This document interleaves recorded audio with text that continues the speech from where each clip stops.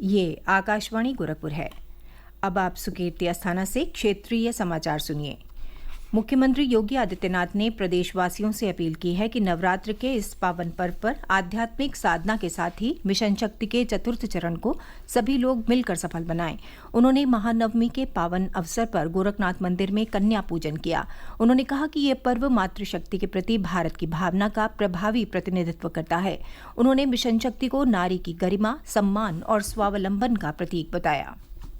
ये मेरा सौभाग्य है कि कुंवारी कन्याओं के पूजन के अनुष्ठान के इस कार्यक्रम को संपन्न करने का अवसर मुझे प्राप्त हुआ। यह मातृशक्ति के प्रति सम्मान और सशक्तिकरण का एक बहुत अच्छा और पवित्र माध्यम भी है। पूरे प्रदेश में इस अवसर पर जहां नौ दुर्गा पूजा के कार्यक्रम हर्षोल्लास और उमंग के साथ आयोजित हो रहे हैं, वहीं शासन के स्तर पर मिशन शक्ति का कार्यक्रम भी बहुत प्रभावी ढंग से आगे बढ़ रहा है। केंद्र और राज्य सरकार की तमाम ऐसी योजनाएं जो नारी गरिमा के अनुरूप उनकी सुरक्षा, उनके सम्मान और उनके स्वावलंबन से जुड़ी हुई है, इसके प्रति जन जागरण और इसके प्रभावी क्रियान्वयन के लिए मिशन शक्ति के चतुर्थ चरण का एक कार्यक्रम हम लोग वर्तमान में कुशलता पूर्वक आगे बढ़ा रहे हैं।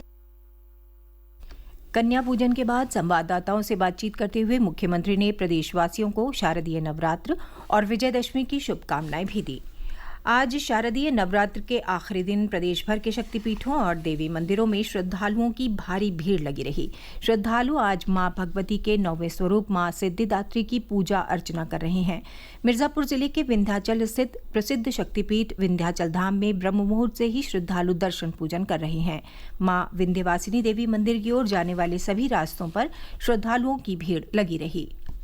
मां विंध्यवासिनी की जय जयकारों के बीच 9 दिनों से चल रहा शारदीय नवरात्र मेले का आज अंतिम दिन है। आज भी दर्शनार्थियों की भारी भीड़ मां विंध्यवासिनी के दर्शन के लिए उमड़ी हुई है। मेले में 1-2 दिन छोड़कर बाकी दिनों में श्रद्धालुओं की भारी भीड़ विंध्याचल में दर्ज किया गया। अब तक लाखों की संख्या में श्रद्धालु मां विंध्यवासिनी का दर्शन पूजन कर चुके हैं। आज रात कुंवारी कन्या पूजन के साथ मेला संपन्न हो जाएगा। शहरी क्षेत्रों में जहाँ हर तरफ दुर्गा पूजा पंडाल सजे हुए हैं, वहीं ग्रामीण इलाकों में रामलीला का मंचन की धूम है। आज से प्रसिद्ध बरिया घाट रामलीला प्रारंभ हो रहा है। मेले में देश विदेश से श्रद्धालुओं के पहुंचने का सिलसिला शुरू हो गया है। एसएम सभा, आकाशवाणी समाचार, मिर्जापुर।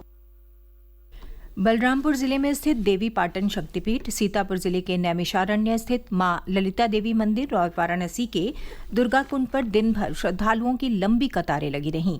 सहारनपुर जिले की शिवालिक पहाड़ियों पर स्थित मां शाकुंभरी देवी मंदिर, गोरखपुर जिले में तरकुलहा देवी मंदिर और महाराजगंज जिले में स्थित लेहड़ा देवी मंदिर पर भी आज नवरात्र के आखिरी दिन माता के दर्शन पूजन के लिए श्रद्धालुओं का तांता लगा रहा। उधर दुर्गा पूजा महोत्सव भी आज चरम पर है। पीलीभीत जनपद में यशवंतरी देवी मंदिर समेत वहां के आधा दर्जन से अधिक देवी मंदिरों पर श्रद्धालुओं ने दर्शन पूजन किया। मथुरा जनपद के वृंदावन में रामनवमी के पावन पर्व पर श्रद्धालु सुबह से ही कात्यायनी देवी मंदिर में पूजा अर्चना कर रहे हैं।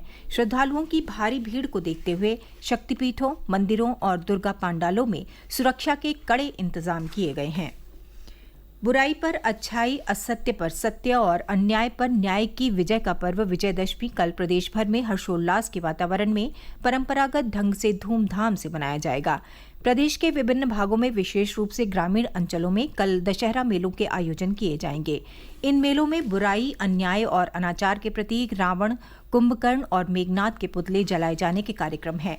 विभिन्न स्थानों पर आयोजित रामलीला में भी कल रावण वध के प्रसंग का मंचन होगा। कई स्थानों पर शोभा यात्राएं निकाली जाएंगी। दशहरा पर्व पर कल गोरखपुर स्थित गोरखनाथ मंदिर से निकलने वाली शोभा यात्रा में गोरक्षपीठ के महंत और प्रदेश के मुख्यमंत्री योगी आदित्यनाथ शामिल होंगे। मेरी माटी मेरा देश अभियान के तहत मथुरा जनपद में नेहरू युवा केंद्र के माध्यम से गांव-गांव से अमृत कलश यात्रा निकाली जा रही है। इस यात्रा के जरिए घर घर से मिट्टी और चावल इकट्ठा करने के साथ पंच प्रण की शपथ भी दिलाई जा रही है। केंद्रीय सहकारिता मंत्री अमित शाह ने कहा कि देश में 2027 से पहले 2 करोड़ से अधिक किसान जैविक खेती से जुड़ जाएंगे। श्री शाह ने आज नई दिल्ली में राष्ट्रीय सहकारी निर्यात लिमिटेड NCEL के लोगो, वेबसाइट और विवरणिका का शुभारंभ करते हुए ये बात कही।